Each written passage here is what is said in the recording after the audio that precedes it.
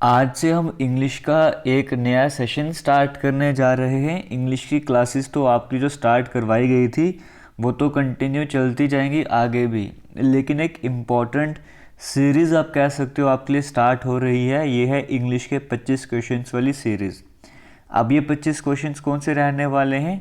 ये क्वेश्चंस 25 वो हुआ करेंगे जो ऑलरेडी एसएससी एमटीएस एग्ज़ाम में पूछे गए हैं।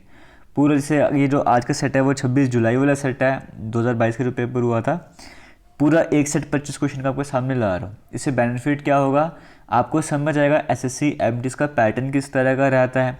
और अगर सेम उसी कंसेप्ट से सेम क्वेश्चन तो आएगा नहीं, बट सेम कंसेप्ट का क्वेश्चन आ सकता है आपको, तो वो सेम कंसेप्ट कैसे लगाना है और थोड़ी एक्स्ट्रा इन्फॉर्मेशन होगा, थोड़ा क्वेश्चन चेंज होकर आ जाएगा, तो भी आपके लिए बेनिफिशियल रहने वाला है। तो डेली अगर आप इस तरह के वीडियोस देखते जाओगे आपको बड़ा बेनिफिट मिलने वाला है। साथ में वोकैब की जो अलग वीडियोज आएंगी, ग्रामर वाली जो अलग वीडियोज आएंगी, और ये सेशन देखते जाओगे आपको बेनिफिट मिलने वाला है।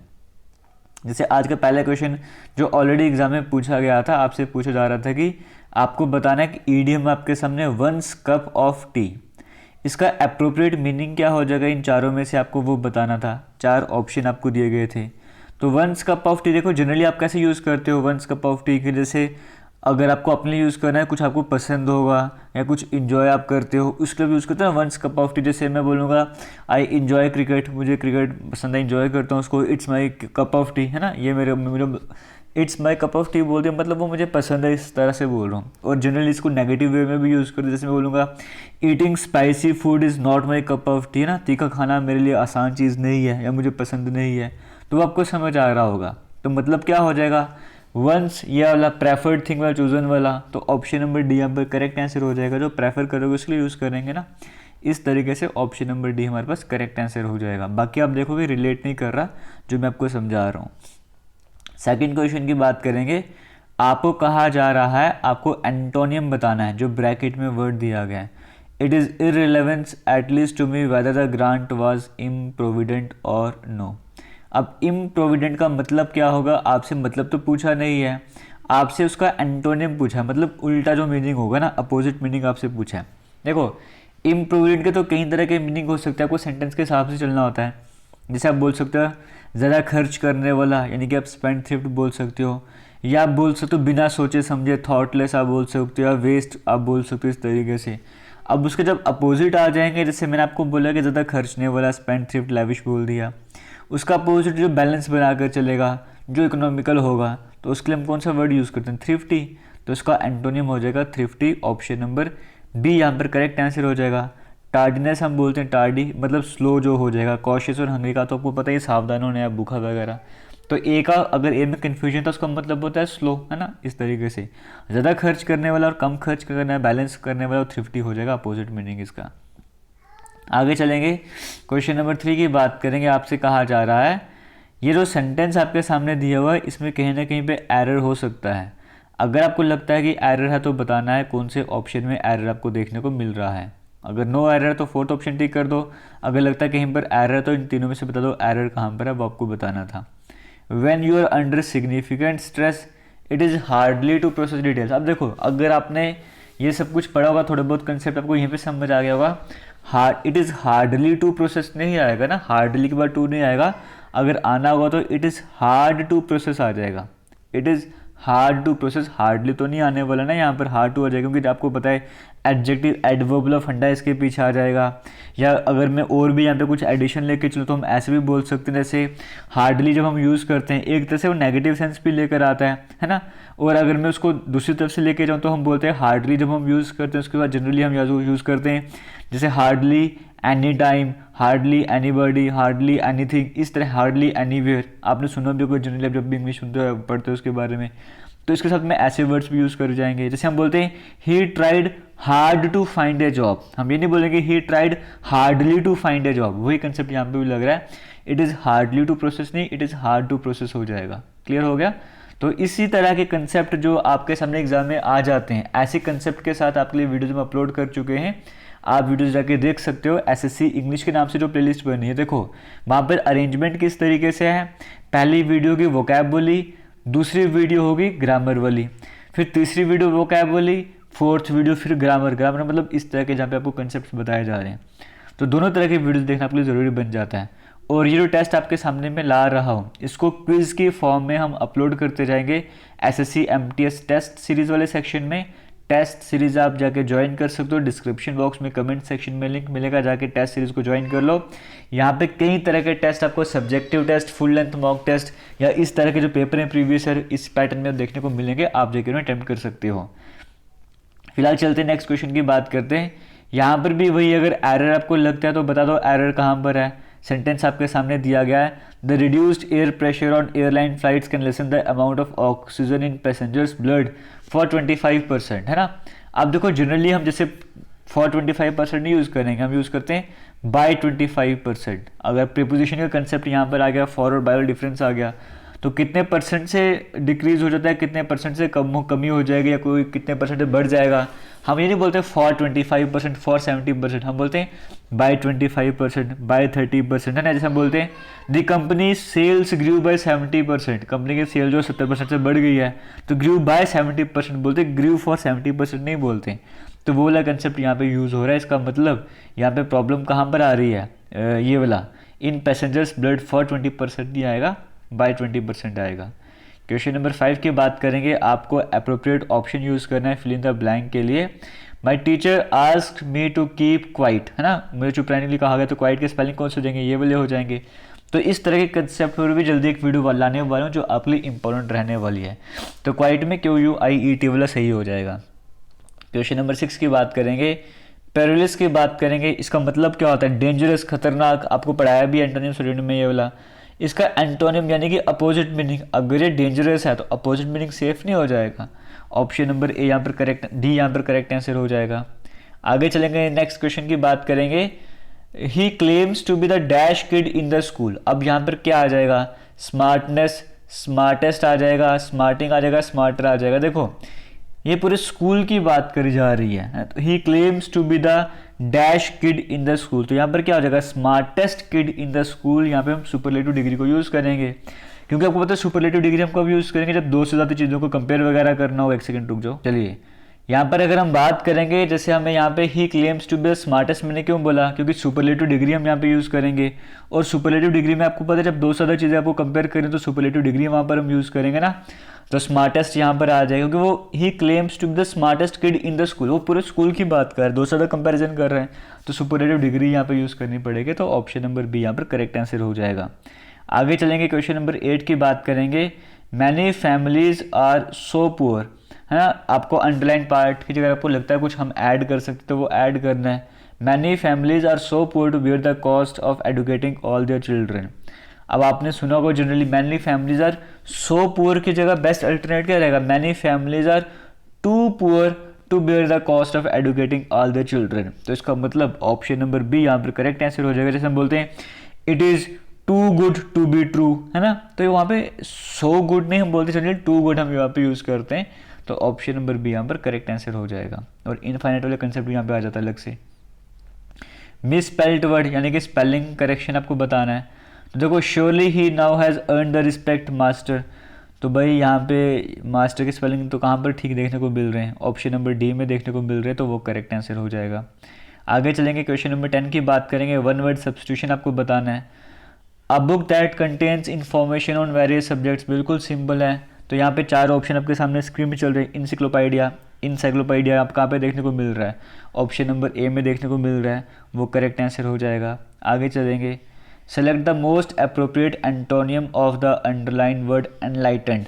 एनलाइटेंड का एंटोनियम आपको बताना है। एनलाइटेंड आप सभी को पता ही है, जब आपने बुद्धिज्म जैनिज्म के बारे में पढ़ते तो एनलाइटमेंट की प्राप्ति हुई थी, हम बोलते हैं ना, यानी कि नॉलेज की प्राप्ति हुई थी, हम एक तरह से बोलते हैं ज्ञान की प्राप्ति हुई थी। तो वही एनलाइटमेंट की यहाँ पर बात करिए। एनलाइटेंड का मतलब क्या हो जाएगा, मतलब नहीं आपसे पूछा गया, आपसे अपोजिट मीनिंग पूछा गया। तो उसका मतलब क्या हो जाएगा, जो ज्ञानी ना हो, जो अंधकार में रह रहा हो, जो कन्फ्यूजन में रह रहा हो, तो सिविलाइज तो हो नहीं सकता, एजुकेटेड भी हो नहीं सकता, रीजनेबल भी हो नहीं सकता। गैस वर्क भी लगाते तो भी कन्फर्मड हो जाना था, मतलब जो इग्नोरेंट हो यानी कि जो कन्फ्यूज हो।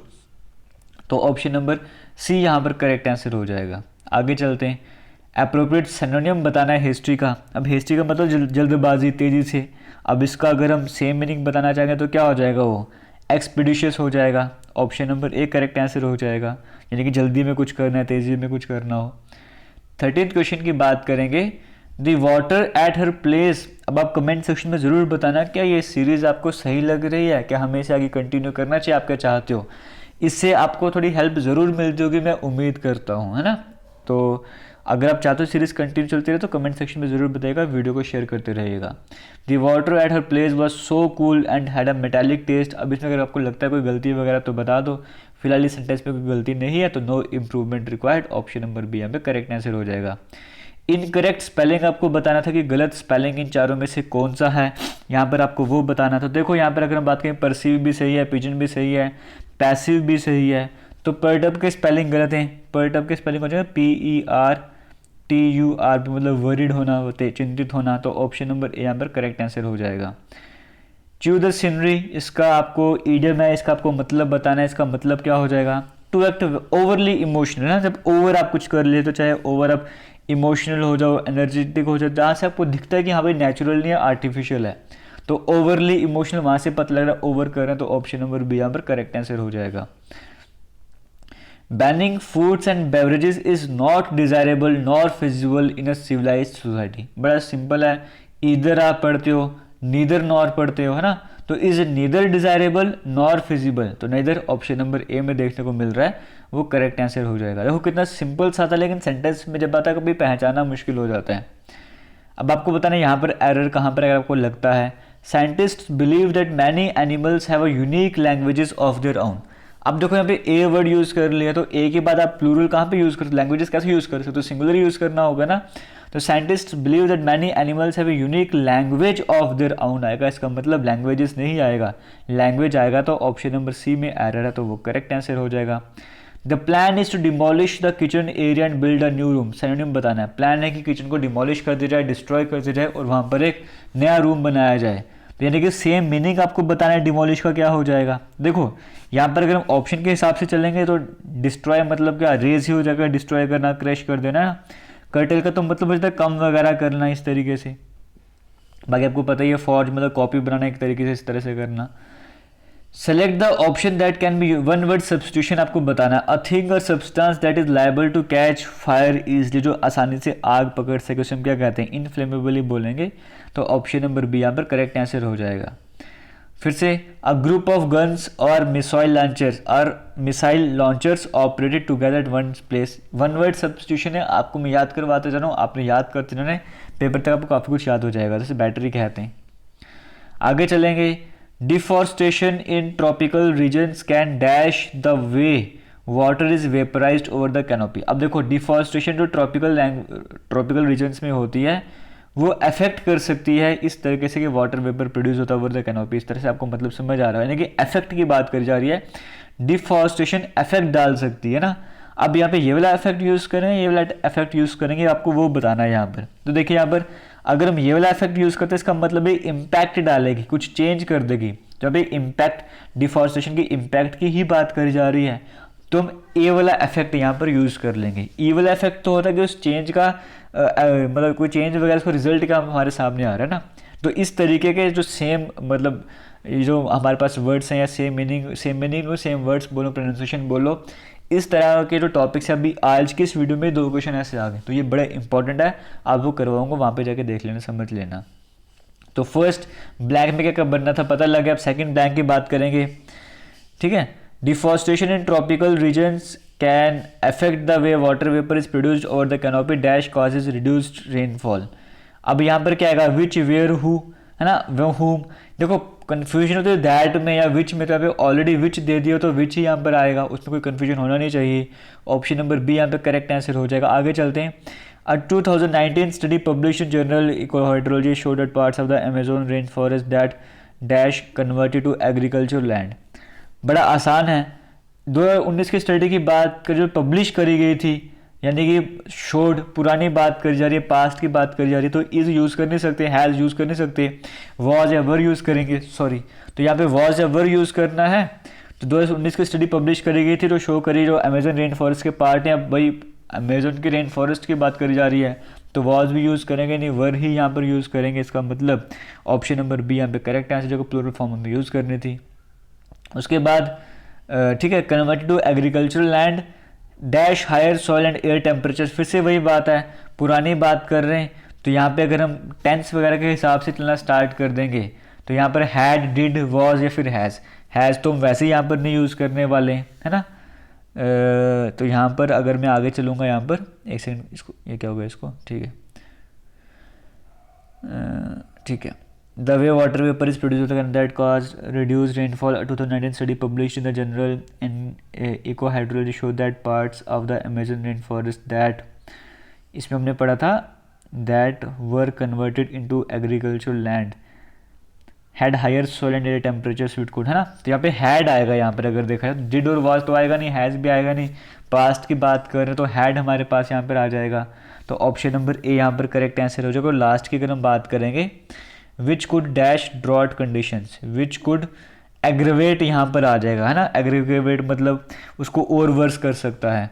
तो ऑप्शन नंबर डी यहाँ पर करेक्ट आंसर होगा लास्ट वाले पार्ट में।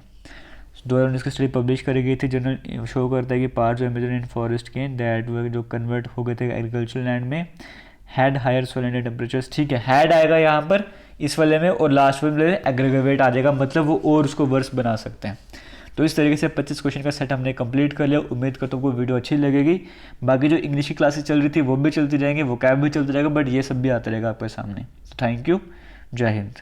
वीडियो को शेयर जरूर कीजिएगा।